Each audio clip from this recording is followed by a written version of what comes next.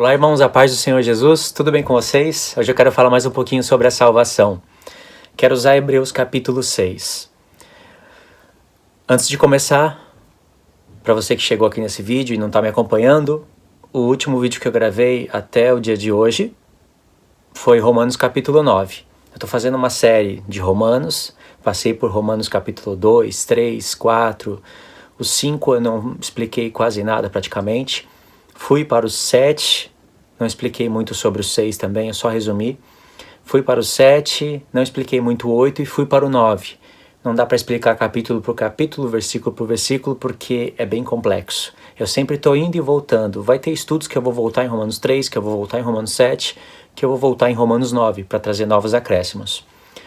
E como eu estou falando da salvação, esse vídeo também é para falar sobre a salvação, mas ele é mais curto, tá? Se você não assistiu esse vídeo, essa série de Romanos, ou até mesmo esse vídeo da explicação de Romanos 9, que você pode assistir à parte, o link vai estar na descrição. O irmão Israel também gravou um vídeo explicando Romanos 9, lá em uma igreja, que eu esqueci agora onde, o nome do pastor, eu também esqueci o nome do pastor, mas ele foi lá na igreja desse pastor, que eu esqueci o nome agora, e gravou o vídeo sobre Romanos 9, e explicando Romanos 9. Eu assisti quase o vídeo todo, né? Passei da metade já, tem que assistir o resto. Talvez hoje, enquanto eu saio, eu já vou ouvindo o resto. Então, vou deixar o link na descrição também. Acompanhe esse estudo do irmão Israel, tá? Romanos 9. Ele explicou. Acompanhe o meu, acompanhe o dele, que eu acho que ambos os estudos vão se complementar. E o que eu quero dizer hoje é a respeito da salvação. Geralmente, quando você vai procurar sobre a salvação e justificação, você vai encontrar muitos calvinistas e pessoas que não se dizem calvinistas, mas têm a mentalidade calvinista, pelo menos parcialmente, a respeito da salvação. Você vai encontrar alguns vídeos no YouTube, geralmente aquelas perguntinhas clichê, as explicações que são as mesmas, são uma pessoa que, basicamente assim, uma pessoa foi assistir um vídeo de uma outra pessoa, e assistiu o vídeo de uma outra pessoa, ela somou ali os argumentos, foi para o texto bíblico somente naquela parte, colocou os argumentos dela, repetiu algumas perguntas clichês que tem nos vídeos, e veio aqui e torceu a palavra de Deus em respeito à salvação. Então, o que acontece com esse tipo de pessoa? Ao invés de eles estudarem a carta toda, ao invés de eles gastarem tempo lendo a palavra de Deus, eles vão gastar tempo pesquisando coisas no YouTube. E se leu a carta toda, no caso Hebreus, não leu como deveria ler. Porque vocês podem perceber, se vocês tiverem a mente clara, esclarecida, e não estiverem aí buscando vídeo só para buscar, sabe? Você saiu de um turbilhão de vídeos que não tem nada a ver com nada e de repente parou em um vídeo da salvação, assistiu, achou que é mais ou menos assim, e aí você não tem poder de julgar se sim ou se não, porque também não está com a leitura em dia. Geralmente você vai encontrar vídeos nesse modelo, torcendo a palavra de Deus, e para você tanto faz uma coisa ou outra, porque também você não está muito interessado nisso. Tem pessoas que se interessam um pouquinho mais e acabam ensinando dessa maneira, como eu falei. Não é aquela pessoa que tem a leitura da palavra de Deus em dia, não é aquela pessoa que gasta tempo lendo toda a escritura, mas ela vai livros, vai fazer teologia, vai fazer isso, vai fazer aquilo e dá no que dá. O que acontece com pessoas assim? Eu vou explicar uma artimanha que acontece com pessoas calvinistas e, por incrível que pareça, pessoas que não são calvinistas falam, eu não sou calvinista, mas fala da salvação, fala, o homem não perde, porque a salvação é dom de Deus, o homem não pode sair perdendo aquilo que não conquistou. E esses argumentinhos clichê que você vê por aí. Hebreus capítulo 6. Olha o que diz o texto. Por isso, pondo de parte os princípios elementares da doutrina de Cristo, deixamos-nos levar para o que é perfeito, não lançando de novo à base do arrependimento de obras mortas e de fé em Deus, o ensino de batismo e da imposição de mãos, da ressurreição dos mortos e do juízo eterno.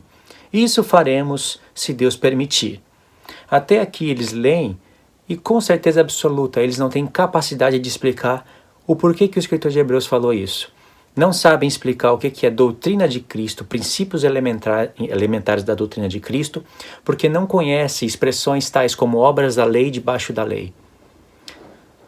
Você pode perguntar, Luiz, o que tem a ver as expressões obras da lei debaixo da lei numa carta onde nem está escrito isso? porque em Hebreus não aparecem essas expressões, aparecem em Romanos e em Gálatas. Só que em Hebreus é a carta onde mais se fala de obras da lei e debaixo da lei. E eu me refiro à primeira aliança.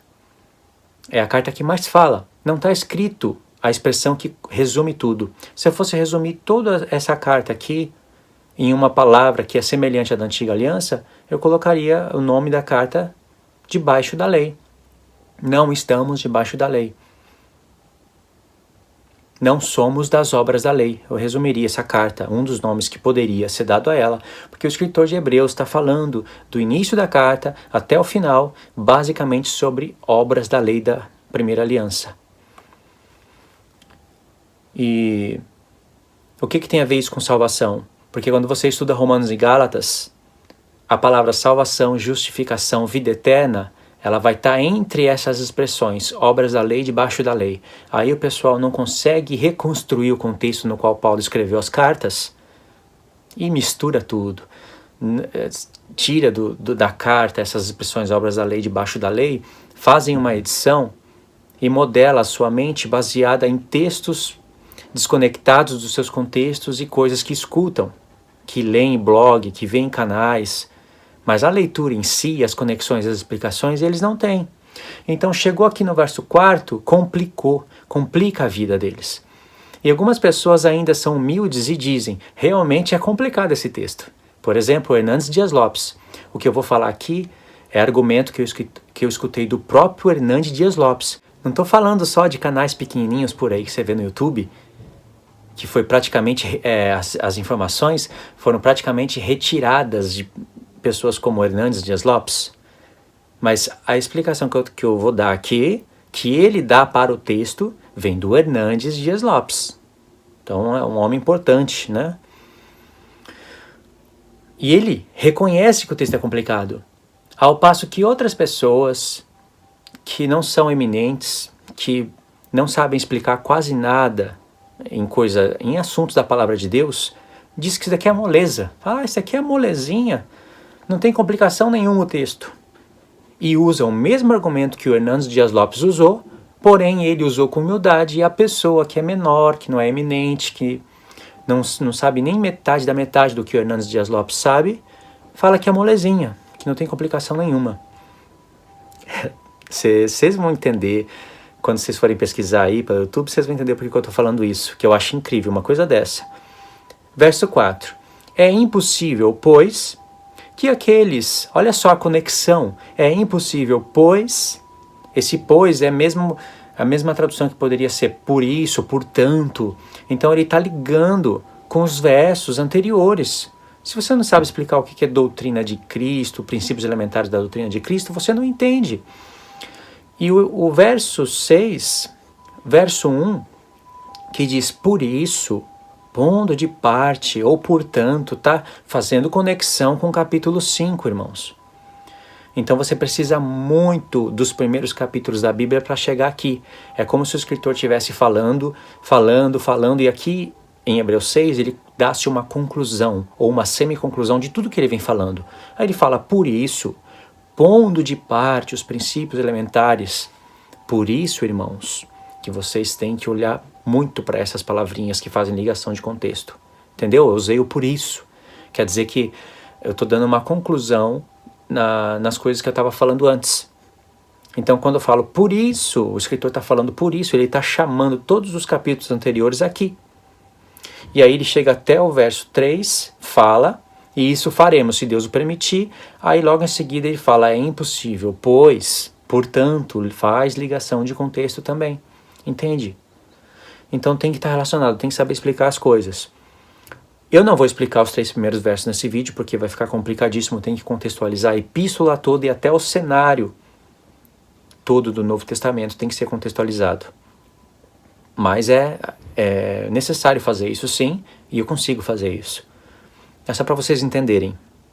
É impossível, pois, que aqueles que uma vez foram iluminados e provaram o dom celestial e se tornaram participantes do Espírito Santo, e provaram a boa palavra de Deus e os poderes do mundo vindouro. Olha o tanto de coisa. E caíram.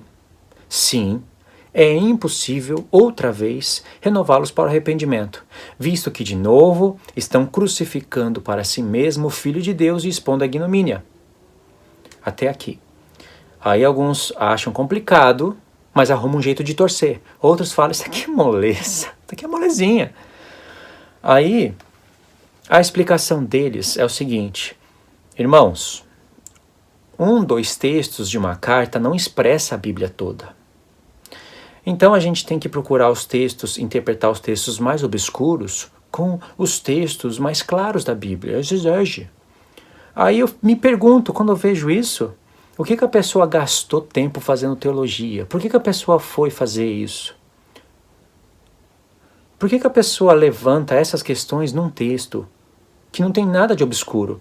O que tem de obscuro aqui quando eu leio? É impossível, pois, que aqueles que uma vez foram iluminados, provaram o dom celestial, se tornaram participantes do Espírito Santo e provaram a boa palavra de Deus e os poderes do mundo vindouro, e caíram, sim, é impossível outra vez renová-los para o arrependimento, visto que de novo estão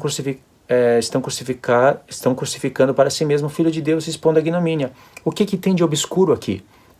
Obscuro é quando a pessoa se depara com um texto claro, onde está mostrando que homens chamados por Deus, iluminados, participantes do Espírito de Deus, que só pode ser recebido pela fé, perderam a salvação. E, de novo, expõe o Filho de Deus à ignomínia, ou seja, crucificam de novo o Filho de Deus. Muitos desses hebreus aqui foram pessoas que estavam lá falando crucifica-o, crucifica-o, se arrependeram na pregação de Pedro. Onde Pedro, lá em Atos, depois que recebeu o Espírito Santo, fala, vós crucificaste o príncipe da vida. E aí eles foram ouvindo Pedro, o coração deles foram se quebrantando, e aí eles falaram, o que faremos, irmão? Aí Pedro falou o que eles deveriam fazer. 3.000 almas foram batizadas. Mas esses daqui, muitos daqueles que se arrependeram, no futuro foram atacados pelo judaísmo, pelo espírito do anticristo que estava pegando muitos dos judeus, foram atacados e contaminados. Como João fala, pessoas que foram contaminadas outra vez. E aí por isso que fala, esses de novo crucificam o Filho de Deus para si mesmo. O expõem como maldito, né? Maldito todo aquele que for pendurado no madeiro. Olha para o Filho de Deus e expõe ao vitupério. Agora presta atenção. Tem alguma coisa de complexo aqui? Não tem. É complexa quando a pessoa tem uma linha firmada na cabeça, acredita em algo de maneira que ela não abre porta para nada, nem com um texto claro como esse, então ela acha um texto desse obscuro, aonde não é. Então ela acha que ela tem que pegar outros textos mais claros, que ela acha claro, mas ela vai descontextualizar o outro texto, vai pegar aquele outro texto, vir aqui para torcer esse, na cara de pau. E por que eu falo na cara de pau? Porque quando a pessoa ela é calvinista, o que eu vou entender? O que coloca em xeque aqui, usando as expressões de Hernandes Dias Lopes? Que o homem perde a salvação?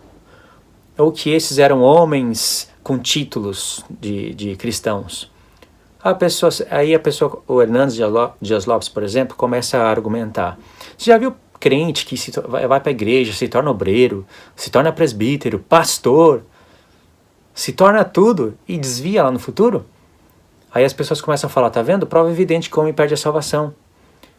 Aí a pessoa diz, o Hernandes Dias Lopes diz, será que era crente mesmo? Será que conheceu o Senhor Jesus um dia? Na verdade, eles nunca conheceram o Senhor Jesus, porque se desviaram. Ou seja, a doutrina, lembra que eu falei que é um vírus, essa doutrina calvinista?